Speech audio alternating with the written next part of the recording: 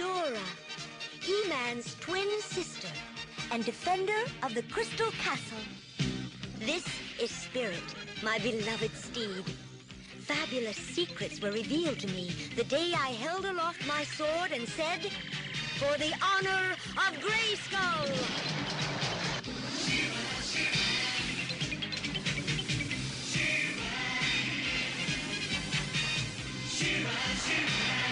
I am She-Ra!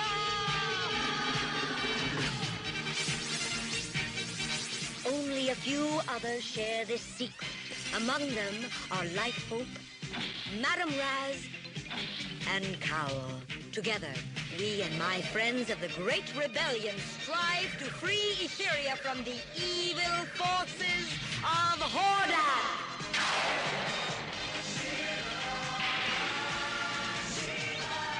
Hello, this is OptimusSolo, and welcome to the 74th chapter in our Powers of Grayskull series. With me for this journey into the Masters of the Universe franchise, as he has been for the entire 74 chapters, is TFG1Mike. Hello. Hello. You haven't missed, you haven't disappeared, you haven't taken a sabbatical or a hiatus, you're sticking it through. Well, we've had issues over the last 4 years with getting recordings done and things like that. But you haven't abandoned ship. You haven't hit the eject button. I'm not one to abandon ship, unlike some people who You haven't checked for a parachute. Yeah, no. Unlike some people who just couldn't handle the mask. Well, here's the deal. When we get on these voyages, I only pack one parachute. So if I need to hit the eject, that's the only person that can eject. Just wait until episode 83, dude. All right, so here's the thing, really quickly. I have been editing like hell. Edit monkey. Yeah, huh? I edited I edited episode 67. Yeah, 67 and 68 in one day. And in both of those episodes, or at least in one of them, the intro is going to be a little bit different because we had foul up starts. So I took the foul up and put it at the very beginning, and then I put the theme song, and then the actual start to the episode. Nice. So yeah, that's been fun. For all I know, guys, for the listeners out there, for all I know, Mike could edit in. He could put words into my mouth. He could edit. He could do whatever he wants because I don't typically. It's some podcasts I listen back to. I haven't listened to many of these back, so I have no idea what you do when you edit. You could have done anything and probably gotten away with it. Yeah, I'll tell you right now, just because we're friends and all that, but there's only been several times at the end of a clip where I've said something and then you've said something after me, and there have been times that I've cut that out because I want to have the last word. But other than that, That doesn't surprise me. I have never, nor will I ever alter any part of your opinion. I'm not Hillary Clinton after all. Oh my. Anyway. I can't like that. Yeah, shots fired. But we're here, we're 74 chapters in, and hopefully the Cubs won the World Series. Yeah, that's self-evident at this point. Wanted to divert to the other big news of the year. Yeah, that's true. The Cubs winning the World Series and Donald Trump becoming our new president. It's like that's the only. Fiction. Yeah, right. Exactly. That's the only news that's going on right now. There's no other news. Seriously, hold on. Time out. Take a break here. Could you ever picture yourself at any age you want to picture yourself? Mm-hmm. 5, 10, 15, 25, whatever you want to do. Mm-hmm. If anybody told you that, hey, the Cubs are going to win the World Series and Donald Trump's going to be the president, I would say that Back to the Future 2 was right. And I would also... that much. Well, if they had won last year, but yeah. Right. I would also say, oh my God, it's the guy from Home Alone 2 that gave Kevin McAllister directions to the lobby of the Plaza Hotel. But it would literally seem like it was a movie script, like a Back to the Future or some time travel funny movie. Absolutely. Like, it's so bizarre that we're living this right now.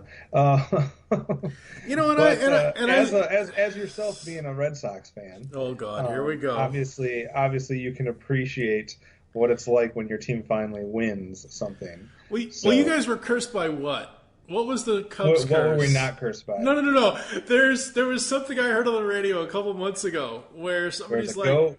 Yeah, that's what it was, the goat. So you guys were cursed by the goat. We sold Babe Ruth to the Yankees. Now, put those two on a scale. Which is going to win out here? And we had 86 years. Yeah, you guys may have had 108, but we were cursed by a lot of things. There was a lot of different things that happened. Anyways, it's over now. So yes, going back 200 years before. Going back to the subject at hand here. In this episode of Myths of Etheria, we'll be giving you our thoughts on episode 81, Just the Way You Are. I was going to sing it, but I didn't feel like it. I was going to say, isn't that a Billy Joel song? It's also a Bruno Mars song. Oh, yeah, that's true. Episode 82, The Locket, and episode 83, She-Ra Makes a Promise. So we hope you're ready, because it's time to go back to Etheria.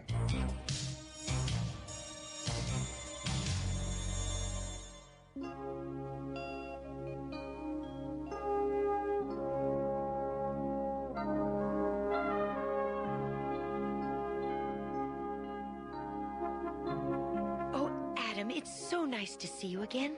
Thank you, Angela. I wouldn't miss the opening of Etheria's circus for anything.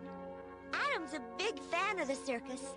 And I'm a big fan of Adam's.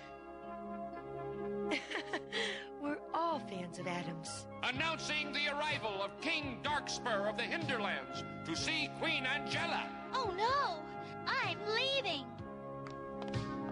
What was that about? King Darkspur wants to marry Glimmer. She doesn't want any part of it. King Darkspur, may I present Prince... I've no time for that. I've come once again to ask for your daughter's hand in marriage.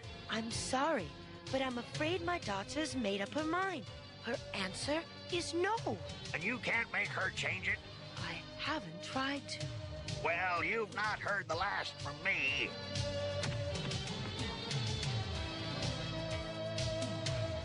Well, he didn't take Glimmer's refusal very well, did he? He needs to work on his manners. Is he gone? Yes.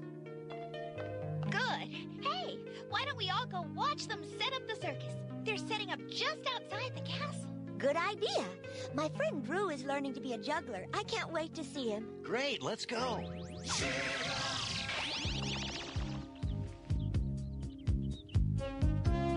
All right, starting off today, we have episode 81, Just the Way You Are. Saturday, October 3rd, 1987, or thereabouts, written by Carol Baxter. An unkind king wants to marry Glimmer. A circus juggling boy is afraid his father is more interested in his tightrope walking brother. This is the plot for this one is it's like one of those when you're going on TV to watch one of those shows that has like 7 different plot lines that you could be following. Yeah. And it has like just one sentence for each one. It's like Michael runs into problems at home. Yeah. Jason deals with his boss's rude, whatever. It's like one of those where it's like 5 different things and it's just all these little brief snippets. But there's no Horde members in this one whatsoever. So we just get She-Ra / Princess Adora, the crossover with He-Man Adam. We have Glimmer, Queen Angela, Sprocker, and then some new characters, kind of side characters, King Darkspur, along with Marsh, Drew, and Caleb, who's in charge of the naming in this family. All about the Hinterland, where King Darkspur resides. So what did you think about this? This is kind of going back to, it fits with the type of stories we get in He-Man She-Ra, because it's more of that fantasy, more of that almost like a King Arthur type time period. So we have somebody that's trying to, it's almost like set up an arranged marriage, or someone who's trying to force marriage on to a princess who is not having it, not to mention that this is kind of creepy because of the age difference between the two. But what did you think about this, Just the Way You Are? Oh my god. Well, obviously the episode title is a little too on the nose because they want people to act the way that they are. They want people to be who they are and not change for someone.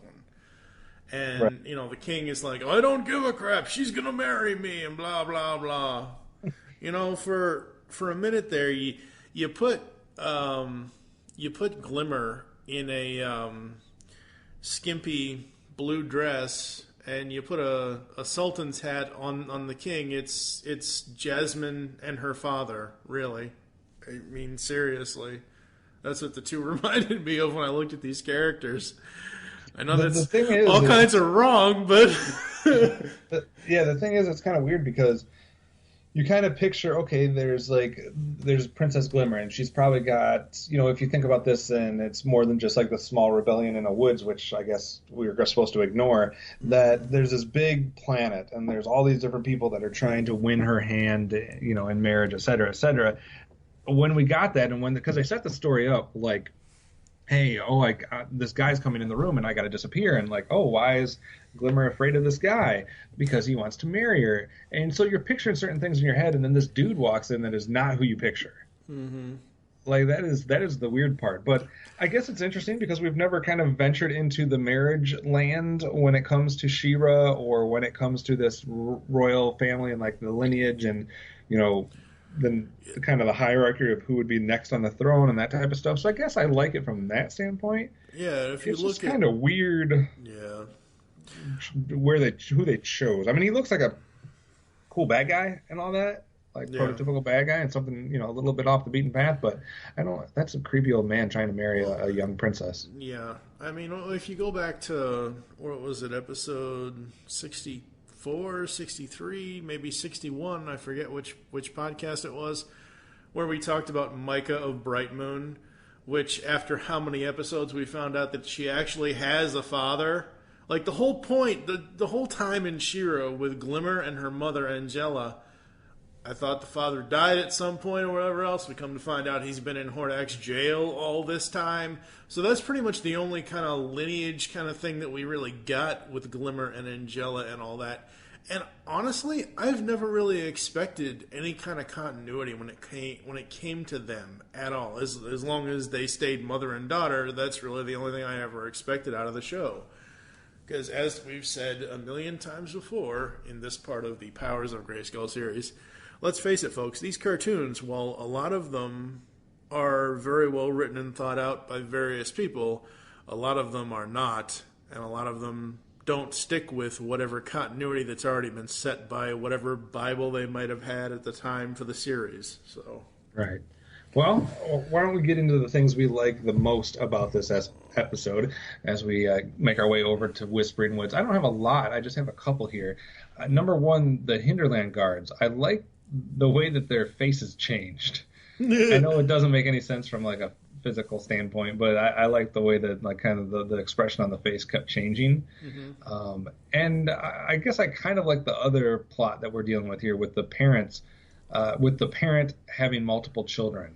Which we've seen a lot of kids in He-Man and She-Ra. We've seen a lot of annoying nephews and cousins and just random village kids and idiots and stuff like that. But they haven't really ventured too much into the whole idea of, like, there's been like, oh, my parents not paying attention, or oh, like, I don't get everything I want. But there hasn't really been too many storylines about my sibling is getting more attention than I have. So I think that's somewhat appropriate for a kid's cartoon show. That's interesting, especially someone like me who I am and I was an only child, so I pretty much got whatever the hell I wanted whenever the hell I wanted anyway, so it didn't really matter. Now for you, you have, what, a sister and a brother? Sister and a, yeah, yep. Okay. So for you, what was it like for you? Did you ever, like, when you watched this back, did you think, oh yeah, I kind of had those feelings as a kid, or was it not like that at all? Basically, for me, I guess I probably, and this is in retrospect because I was the youngest, so maybe I didn't have the best perspective on things, but I got the impression that I was the other kid. I have a feeling that my sister and brother felt like I was the one that was getting too much attention. Okay. I was the youngest. I was the baby. And my older brother is a half brother. So I was my father's only son. Okay. And I think he maybe always had wanted to have a son. So I don't know if that made my sister feel different, or like she wasn't, the special one, I guess. Mm-hmm. But I don't know. I think I kind of was on the other end of it. So I couldn't relate to it as far as the way this story was depicted. But I still think it's something that a lot of kids do go through, because I've seen it like in my friends' households or different things like that, where the one child is doing good in school, or the one child is doing good in athletics or whatever, and then the other one just kind of gets ignored to a certain point. So I've definitely seen it in other families. So I think it's something good to be addressed for kids that maybe isn't as addressed as much as you would think in some of these cartoon shows. There's some kind of, when we talk about the PSAs, there's some issues that get nailed on the head over and over and over and over and over again in cartoons. Something like, like the golden rule, or there's certain ethics or morals that just really get hammered in a lot of different episodes. Something like this seems like it doesn't as much. Maybe a spattering here and there, but that's about it. After all, not every PSA can be about the fact that vegetables are important to you. Right? Sorry, I just edited that episode and I heard the line, "Vegetables are important to you. I want to rip my eyeballs out." For me, with this, first of all, we didn't even get to mention yet that this is a crossover. Right. So I do love seeing Adam and Adora working together as Adam and Adora to save the little brat. But see my Friend Zone moments for more. Adam and the elephants is awesome. Adora and Glimmer's exchange was great right before the transformations. Or not Adora, Adam. Adam and Glimmer's, that would be a little weird. Adam and Glimmer's exchange right before his transformation was awesome because he saves her. He says, "Go back to wherever the hell." And she says, "Okay, Adam, be safe." And then he goes into, "It's time for He-Man." And the transformation. I just thought that was really cool. That whole, the way that was paced between him saving her and coming in, and then obviously the transformation. The other thing with this is, because this is mainly an Adam and Adora story, which is, to me, I think that's rare. Because normally when Adam comes, it's so he can become He-Man, and He-Man and She-Ra can save the day. That's, after all, Filmation, Masters of the Universe, Princess of Power, it's all about He-Man and She-Ra. It's very rarely about Adam and Adora, which, I think this is like the second time that we've had something like this, where it's the two of them more so than their alter egos, which right. I like. I think that's great. I think that's awesome that they're doing that. You have anything else for... No, that was it for Whispering Woods. I do have more Fright Zone moments than... it's not that I didn't necessarily hate this episode or anything, but I ended up writing a lot more stuff down for Fright Zone. I have 3, and one is obvious. At first... Of course, it didn't really. I didn't really feel sympathetic towards the kid until the end. But at first, that kid, oh God, ugh. Wait. Gymnastics when they were little. Hordak stole her when they were babies. Come on now, how the hell do they have? Again, this goes back to the writer that's on your left hand not knowing what the writer on your right hand is doing. That's a good catch. I didn't pick up on that, but that's a good catch. And then the swords spin through the ground. Oh, God, I know you're going to have shit to say about that. Yeah, and a few other things. Go ahead. Number one, the first thing I wrote down, even though I guess it didn't play too huge of a part of the story, but another circus story. Like, that's at least the third one between He-Man and She-Ra that we've seen. I'm done with circus stories. I don't need to hear about any more of them. Okay, so they get put in that jail cell, the kid and the father, and why is there like 8 bowls in that jail cell? Like, they're literally bowls in that jail cell just so they have something to juggle. There's no reason why there would be more than one bowl or plate or pan or whatever in a jail cell, in a dungeon. So that was kind of forced.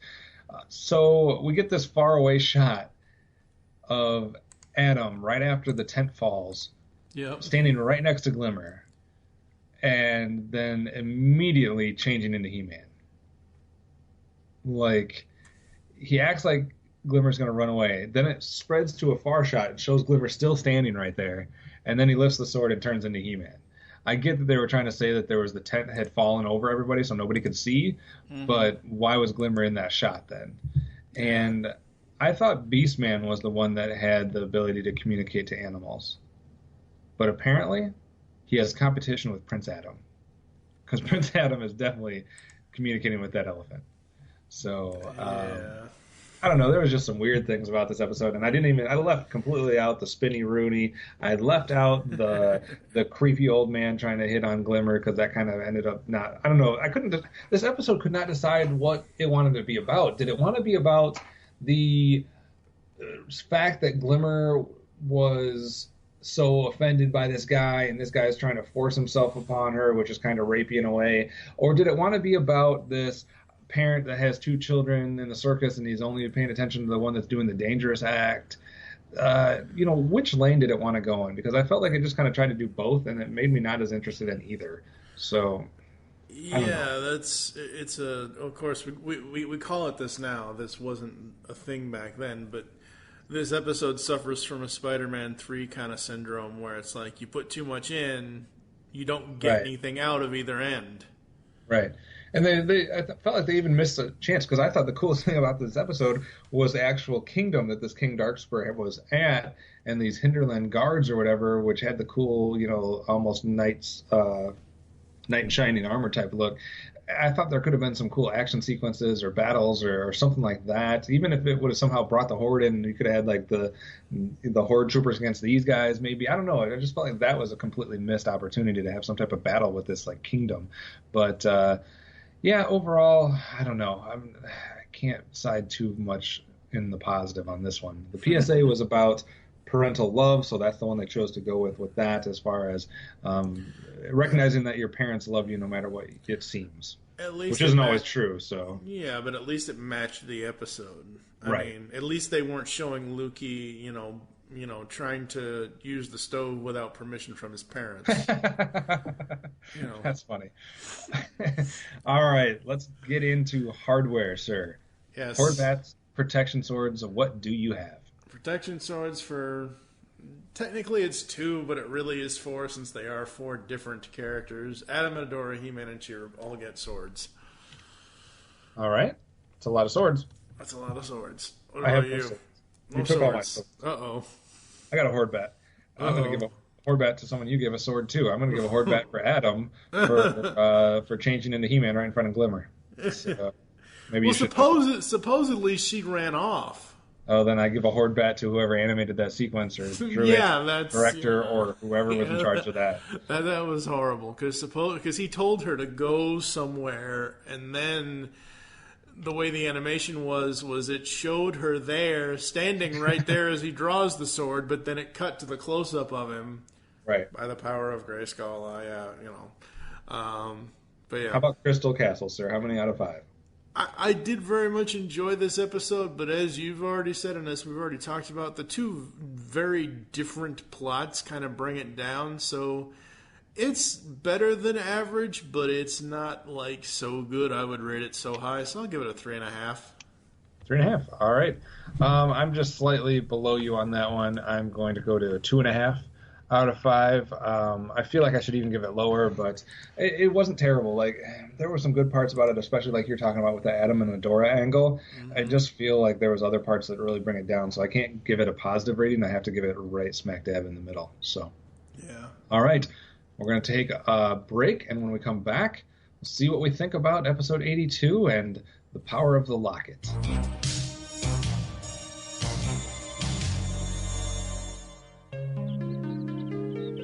Come on, please. I'm sorrowful. What's the story?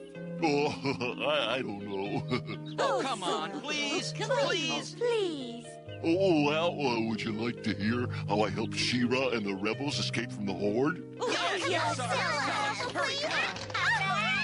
Well, it all began on Beast Island. Beast Island? Our friends Bo and Glimmer were being held captive there. She-Ra and I set out to rescue them. Look out, She-Ra! Thanks, Sorrowful.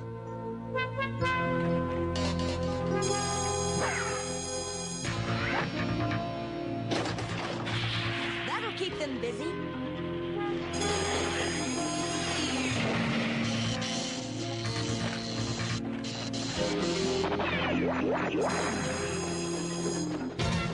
Sorrowful, off those robots. I need to get a head start.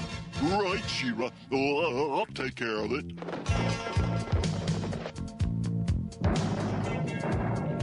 Look, Glimmer. Sorrowful's chasing the horde robots away. Yeah, you're not very nice to my friends, so I'm going to teach you a lesson. Good job, Sorrowful. We couldn't have gotten away without you. It was nothing. Up next is episode 82, The Locket, air date Saturday, October 10th, 1987. Writer Michael Itvich. Imp steals Adora's half of the magic locket she got back when she was last seen with Seahawk. Sorrowful's friend, Dina, follows the rebels and gets captured by the Horde. Adora loses her sword and gets captured as well. Seahawk is alarmed by the other half of the locket, but walks into a trap. Now it is up to Sorrowful, Bo, Madame Raz, and Cowl to rescue them all. So we have... Okay, before you get to the characters, where did you get the synopsis from? I don't remember. I have like 6 different places I look for these. Okay, because in this synopsis it says Seahawk is alarmed by the other half of the locket. Shouldn't that say warned, not alarmed? I mean, if he was alarmed, alarm bells would go off, like, at a firehouse or something. I mean, yeah, I think that's a little bit semantics there. Yeah. Next thing you know, the Ghostbusters are going to be showing up on Etheria. That'd be interesting. So we have Hordak, Katra, Shadow Weaver, Imp, Mantenna, Leech, and Rattler, a whole slew of Horde members. And we have She-Ra, Glimmer, Madame Raz, Bo, Seahawk, Cowl, Broom, as well as the returning characters Swen, Sorrowful, and the new character Dina. So I know I just complained about the last episode going 1,000 different routes. This one could be accused of doing the same thing because we have not only the Sorrowful aspect, we have the Seahawk line, we have this Dina character, we have the Horde involved. So, I mean, there is a lot of moving pieces here. But what did you think of this, the whole thing, as far as tying in some of these other characters and the whole idea of the locket coming into play between Adora and Seahawk? Well, Dina and Sorrowful are tied together since they're friends. Right. So that I don't mind because they're one part of the story. Right. Adora and Seahawk and the Locket and all that are another part of the story that ties into the Horde because Imp is told by Hordak and Shadow Weaver, hey, go get this Locket because it has magic. We can use it to defeat the rebels. So that kind of all, to me, is fit into one little thing. So the way I see it is we have another thing here where it's 2 halves of a story. You've got that part, and then you got the Sorrowful and Dina part where Dina goes off on her own for some stupid reason when she's told not to, and then they have to save her. So that's the side for me. Like take this whole episode and split it down the middle. Dina's on one side, everything else is on the other side. So... Yeah, I mean, like I said, it does seem like there's a lot of stuff going on, but like you're kind of describing, enough of it fits together that it doesn't necessarily feel jarring or anything. It all kind of gels to a certain extent. And I do appreciate the idea that they are going to be using some of these characters that we've seen before. So it's not like these guys just don't exist on Etheria. They do exist, and at times I guess they would interact with the Rebellion or with the Horde, etc. So I appreciate that. It's interesting to be juggling this many things, though, so it kind of comes down to, are they going to be able to execute it in a way where it doesn't seem like we've forgotten about half of the people we've introduced, or, like you said, do they actually gel together? So I don't have any problem with introducing multiple recurring characters, but there has to be a reason for it, so I guess that's kind of where I fall in the plot. Yeah. What about Whispering Woods for you on this one? What did you like best about the Locket? The further adventures of Adora and Seahawk's quote-unquote love story. I find that a little interesting, that they kind of touch on it, but not really.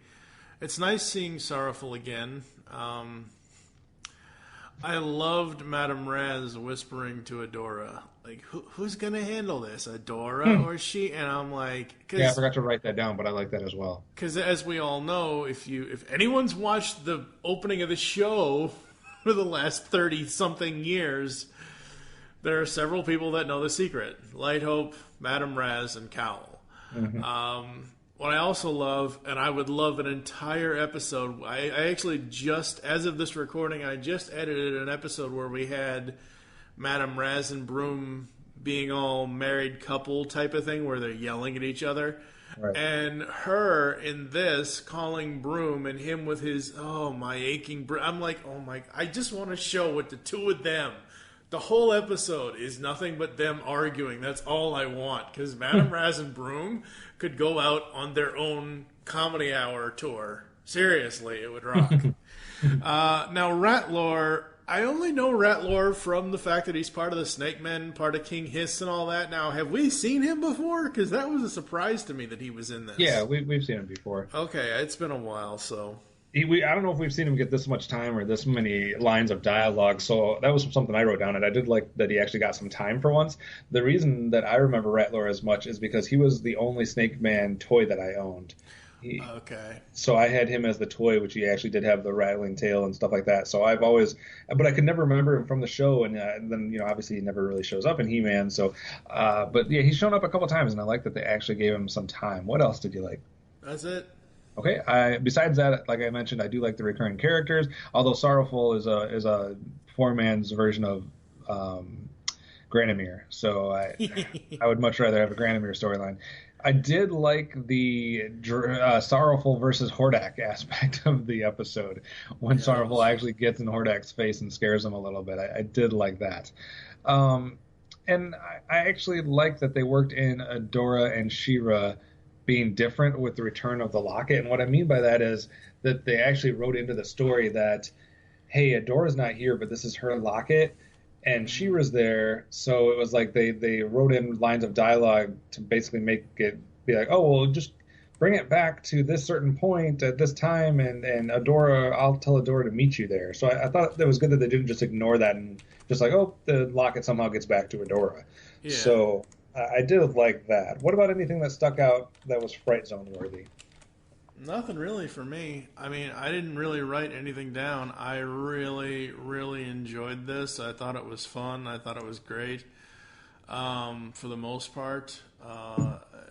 As we said, there are certain plot elements that are kind of but I thought overall they did a good job making it all gel though. So I mean, yeah, absolutely. I have two things that you might have forgot to write down then, and one of them is Bo's umbrella arrow. I didn't really care for that. So all I kept thinking of, when is Burgess Meredith going to show up as the Penguin? That's all I kept thinking, because that's so a Penguin thing. Yeah, and I know it can be a broken record to a certain extent, but the voice of Dina was awful. I don't know what they were going for. It was like they were trying to do part hippie surfer or something, part Valley Girl. It was bad. It was real bad. Yeah, so looking at Michael Utvich, or whatever his name is, his credits on IMDb here, from 86 to 88. It's funny that I mentioned Ghostbusters in this part of the... He wrote one episode of Ghostbusters from 86, Eddie Takes Charge. For She-Ra, he wrote The Prisoners of Beast Island. He wrote The Laughing Dragon, which is the episode that introduced Sorrowful to us. Right. Light of the Crystal, and then this episode. And then he also wrote 2 episodes for Brave Star. Yeah, I mean, he's not terrible. No. But, yeah, the PSA was basically about how your actions can affect others. So, like Dina going off on her own and this, that, and the other. Yeah. The whole thing with Dina, I like that she was Sorrowful's friend. I like that she liked to hear stories from various people. But her whole thing of going and saying, hey, I want to help people. I want to help with this. And she really can't help. She gets captured. Right. That's really the only negative. All right. Well, you gave out 4 protection swords with the last episode. Do you have more to give out on this one? Everybody except Dina. Everybody except Dina. Dina gets a horde bat. All right. I'm with you as far as the horde bat. I also give one to Dina because I thought she was just a bad overall character, bad voice, etc. The only protection sword I'm giving out is just to Sorrowful. I like that he scared the crap out of Hordak. So. Well, I have to give one to, again, Madame Raz and Broom, as I've already gone on about it. Those 2 characters are 2 of the most enjoyable parts of this series for me.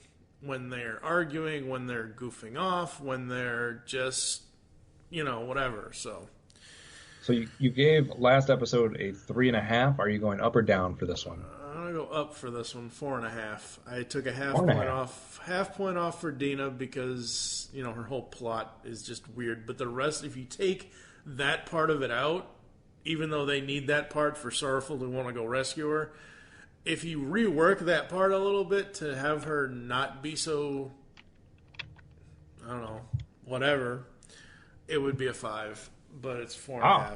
Yeah. That's a high rating for you for the Locket. I'm going to do exactly what I did last episode and go one below you. I'm going to go to 3.5. So I think this is the better of the 2 episodes by a decent margin, and I think it's a good episode. It didn't have anything that really wowed me. I was hoping for a little bit more out of either Sorrowful or I know I gave him a protection sword, but especially more out of Seahawk. I would have liked a better, more memorable role from him or something more. I like that we got more Rattler. But I thought it could have even been more. So it just a couple things missed a little bit for me. So I'm positive, but not overly positive. Mm-hmm. All right.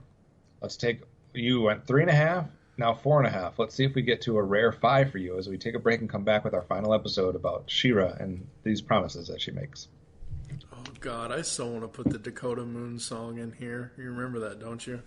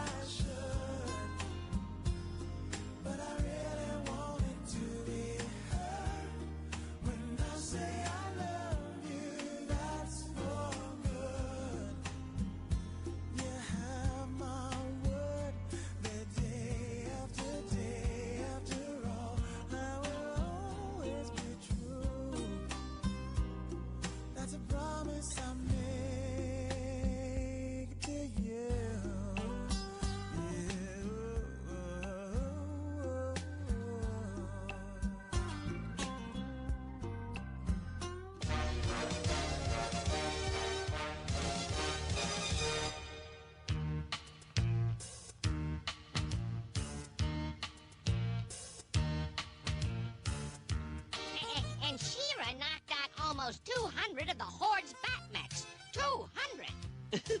Oh, this calls for a celebration. Yeah, we're in She-Ra. Yeah, and Adora. I know. We'll have a victory feast. How about making one of your very special dishes, Madam Raz? Oh, of course, dearie. We can start with a delicious bowl of cream of bug broth. Cream of bug broth? You have to remember that Madam Raz is a witch, Spratina. Her taste in food are a little, unusual. Oh, how about something we all love, madam? Like those tasty golden spuffles. I hate golden spuffles. Did I hear someone mention golden spuffles? Golden spuffles! Oh, I love golden spuffles. You do? Yes, I do. I'd love to have one. You would? Well, dearies, it's one thing to want a golden spuffle. It's another thing to get one. Oh, very rare. Very rare indeed. They grow only on the banks of the Singing River, near the Fright Zone. Heck, who's afraid of the Fright Zone, anyway? I am. And if you're smart, you will be too. Well, I'm not. Who wants to come with me and get some for Madam Raz? You're really very sweet, Sprocker. But Cowl is right. It's too dangerous to go hunting for them so near the Fright Zone. Don't you fret, dearies. I'll come up with something else. And last up today is episode 83, She-Ra Makes a Promise. Saturday, October 17th, 1986. It's one of those that says it's a year earlier. Dennis Higgins is the writer. She-Ra changes place with one of her Twigget friends who has been captured by Hordak. That's all the plot I could find anywhere. I didn't feel like writing my own. You know, the funny thing about this is, this means we have 10 cartoons left after this point, because there's only 93 episodes in season 2. Dun, dun, dun. So we had Hordak, Octavia, Imp, Mantenna, and some Horde troopers. We had She-Ra, another appearance of He-Man, Madam Raz, Bo, Spratina, Sprocker, Cowl, Broom, Swiftwind, so a whole slew of Rebellion members. What did you think about She-Ra making a promise and being imprisoned? Is it just me, or have these been 3 crossovers today? Well, the one wasn't because it just had Sven and Sorrowful. It didn't have He-Man. But, okay, it didn't have. But the other 2 definitely. 2 of the 3 are crossovers. Yeah, awesome. That's just awesome. I told you there was a bunch coming. Yeah, I know.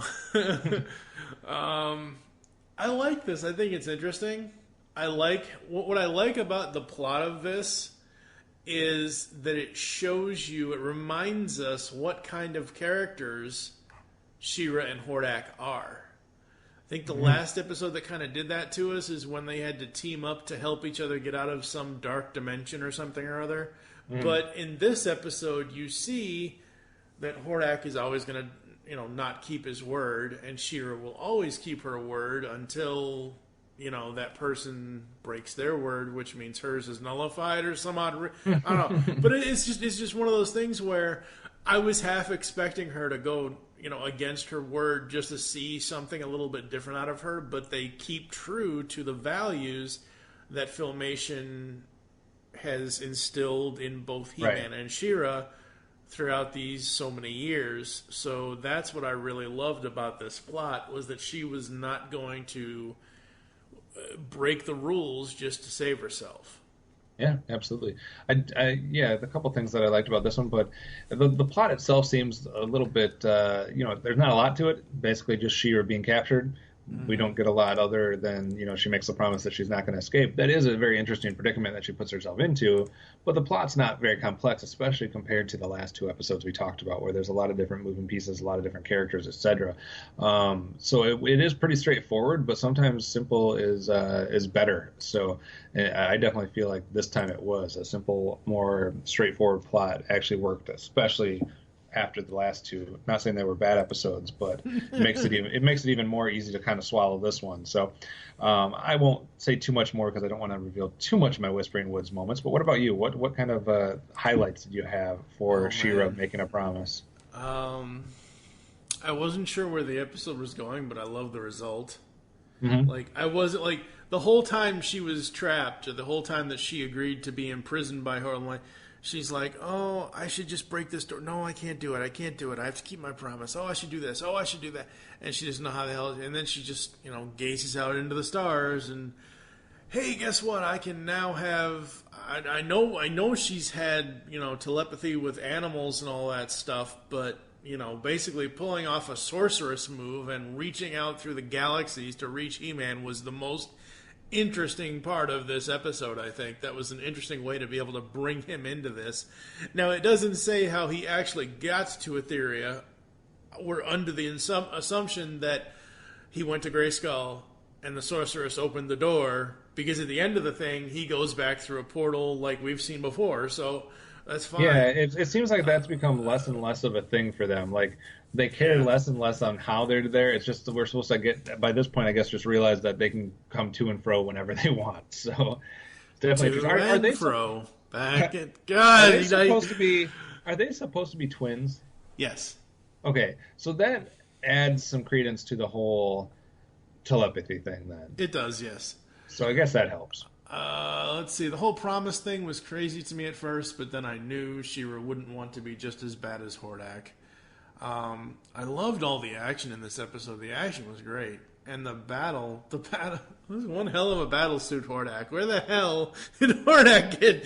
It reminds me of, old Bruce's Batman battle suit from Batman Beyond. If anyone's ever seen that show, in Batman Beyond, Bruce Wayne's like 80-something years old. His heart can't take wearing the bat suit, so he gave it up. But at one point or another in the series, there's an episode where he actually has a robotic battle suit, Batman battle suit that he puts on, and the Hordak's battle suit kind of reminded me of that.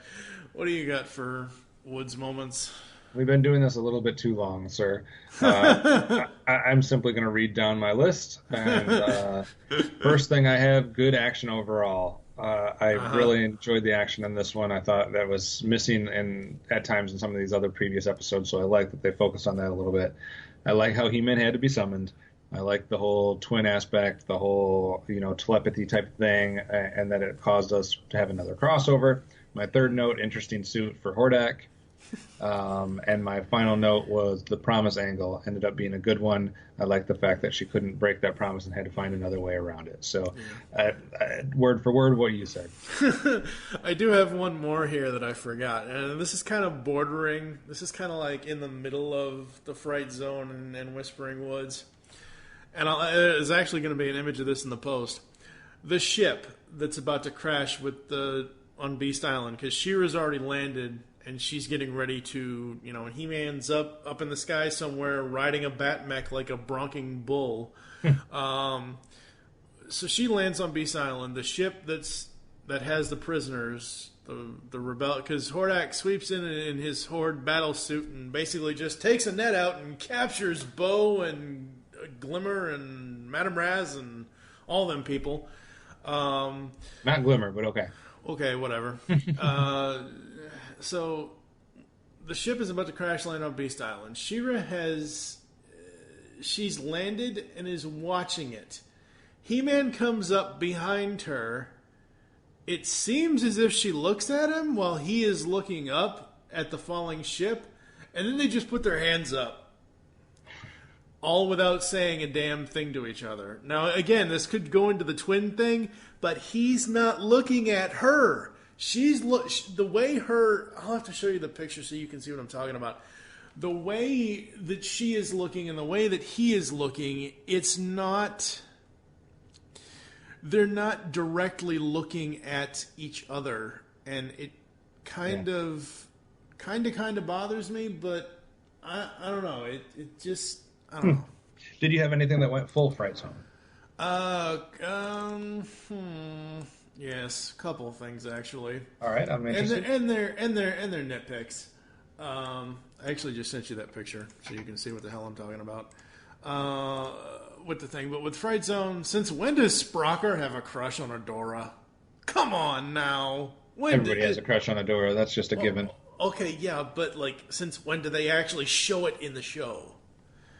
Yeah. And I still hate Octavia's voice. Yeah, I forgot to write that down. I did like Octavia being in there, and I think she could be a cool character, but that voice is awful. Yeah. So that's just bad. So the PSA was about letting people know what you're doing so you don't worry about it when you wander off, I guess. Didn't we just have that one at the beginning of this episode? Or yeah, I don't know. Something like Similar. So, all right, you've given out lots of hardware today. Do you have anything left in your trophy case? Yep. What do you got? Horde bat to Octavia's voice. I wish Ursula would just come in and rip it right out of her. Ooh, that's a good crossover right there. Uh-huh. I like that. She-Ra meets the Little Mermaid. There you go, folks. Yeah, we could have Octavia. We could have Mermista. We could have Merman. I like this. And taking her voice, that's a good one. Yeah. Protection sword to both He-Man and She-Ra, because I do like how they work together and the whole twin thing and everything else. What about you? I just got one to give out. That is a Horde bat, and I'm going to give that to Sprocker for basically being the one responsible for She-Ra being captured. So that's not a cool move. That's the most important person to your rebellion, so maybe stop being a douche. All right. As far as episode rating, you started with a 3.5. You went to 4.5. You can't give it a 5.5. What do you give this one? 10.5. You can't do that. What's your score out of 5? I got... Outside of Octavia's voice and outside of the whole Sprocker thing, those are minor nitpicks that I cannot change at this point. We can't change any of this stuff, but they weren't so god-awful, horrible moments that all the goodness with She-Ra and He-Man and Adam and Adora in this just outweigh it all. So 5. A 5, the rare 5 from TFG1Mike on She-Ra Making a Promise. I will also go up like I have in every episode, just like you did. I was 2.5, 3.5, and now I will go to 4.5. So I am almost there with you. Not quite able to give this one a full 5, but I am just a little tiny bit below you, 4.5. So a good way to end the episode. We're going to take another break, and then when we come back, we'll give you our final thoughts on these 3 episodes and where we stand now that we are down to the final few. That we're 10 episodes away from being done with She-Ra. It's getting late. I've got to go home and get dressed for tonight's performance. See you later. What's the problem, sis? It's Drew. He's really upset. And now he's gone off into the woods by himself. Come on.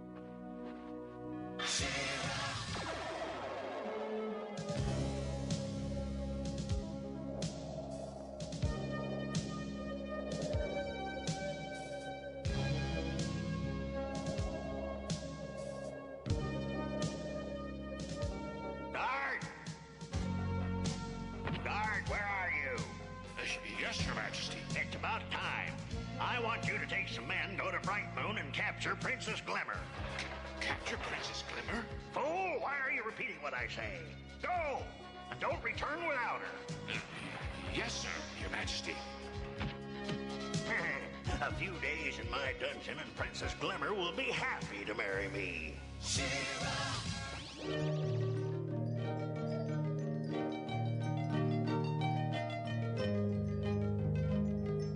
I don't care what Adora says. I know my dad would love me more if I could do the dangerous things Marsh does. Hey, like crossing this old bridge.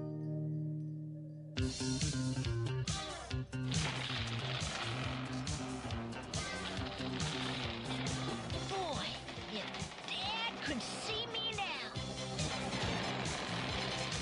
Thank you for calling P-Harmony, the service that matches you with the podcast that best fits your interests and needs. I really hope you can help me because I have had no luck finding the perfect movie podcast that gives me everything that I want. Well, that's my job. What are you looking for in a podcast? Well, it needs to be a movie podcast that covers old and new stuff, one that reviews movies but also talks about movie news, discusses new trailers, and is willing just to have fun with some crazy movie games. Maybe even, like the occasional top 10 countdown. Oh, and it's got to be a podcast that is willing at times to delve deep into the careers of notable directors and speak to all movie fans, from the general audience to the hardcore cinephile. Wow, well, that's quite a resume you're looking for. What are you thinking regarding schedule? Monthly, weekly, daily? Weekly, of course. All right, well, let me crunch these numbers in our patented podcast matrix to see what I can find for you. Wow, I don't believe it. What is it? We actually found the perfect match. This almost never happens. Really? Well, dreams do come true. What is it? It is the Cinema Geeks podcast, of course. Well, that sounds perfect, but where can I hook up with such an awesome podcast? Well, you can find it weekly on iTunes, Blog Talk Radio, or GeekCastRadio.com. Awesome. Podcast marathon, here I come. Another satisfied customer brought to you by P-Harmony and the folks over at the Cinema Geeks podcast. Help! Somebody help me!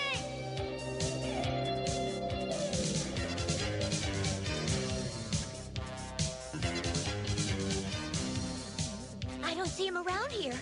Huh? Maybe you decided to go back.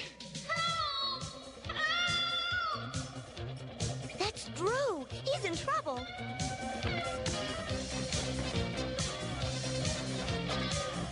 Uh-oh. Look. This calls for action, brother. You remember the gymnastics we used to do? Sure.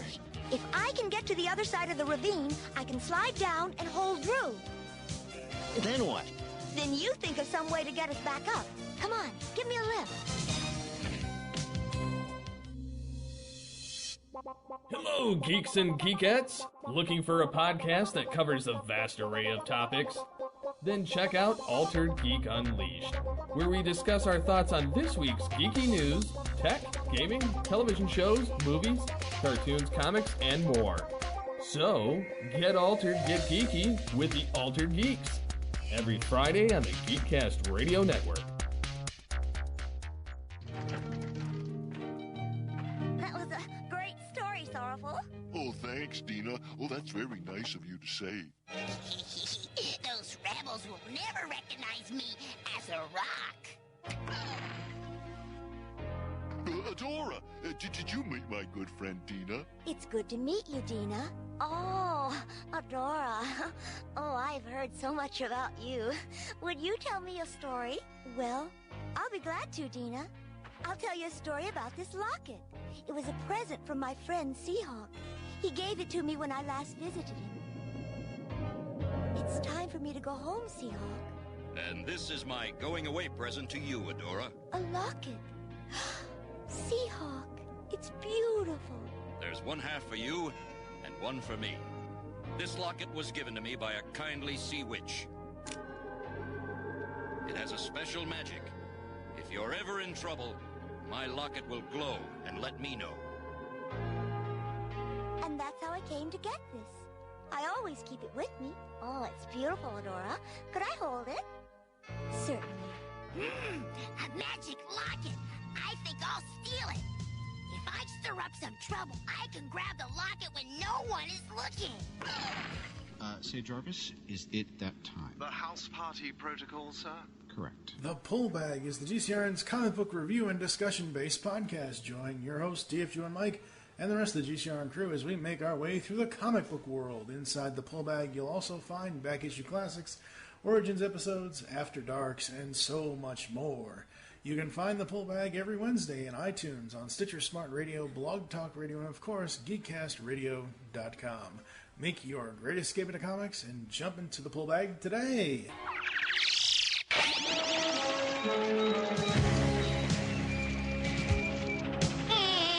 So you see, Master Hordak, there was little we could do.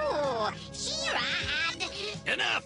You failed me, Mantenna! You failed miserably! But, Mighty One! Don't but Mighty One me, you armor-plated Popeye! Get out of my sight! Now! That fool! But the real problem is She-Ra. She's responsible for all my troubles. There has to be a way to stop her. Somewhere in Etheria, there must be someone who will give me the key to catching her. We are back here on Myths of Etheria, episode 74. And, I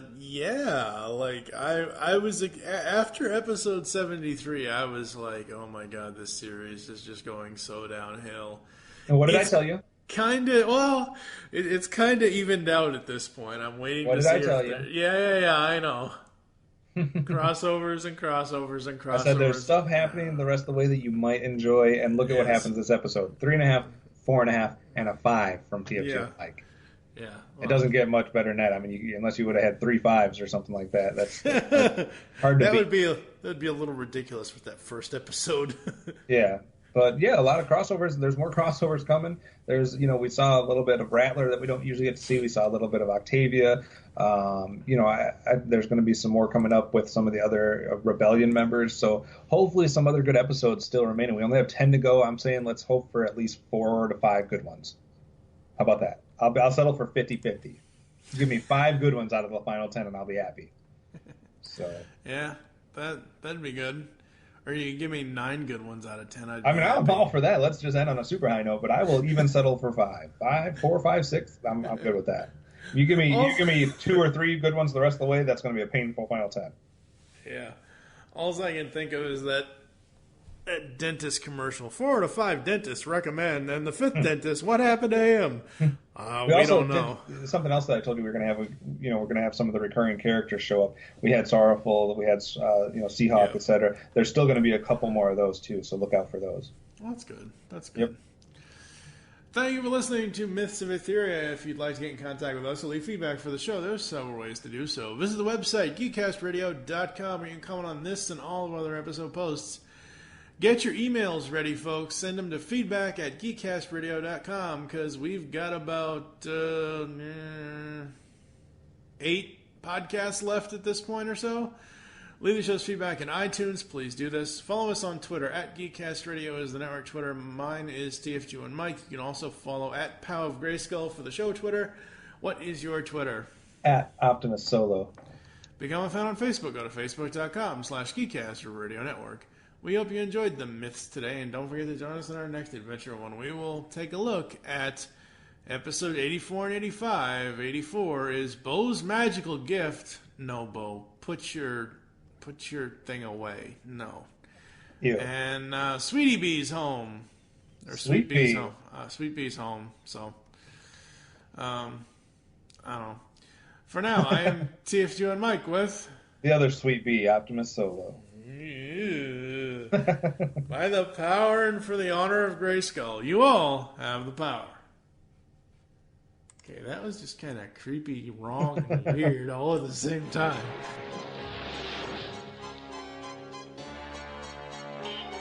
Glimmer, wait over by the wagons. I'll meet you there later. Be careful, Adam. Time for He-Man. By the power of Grayskull.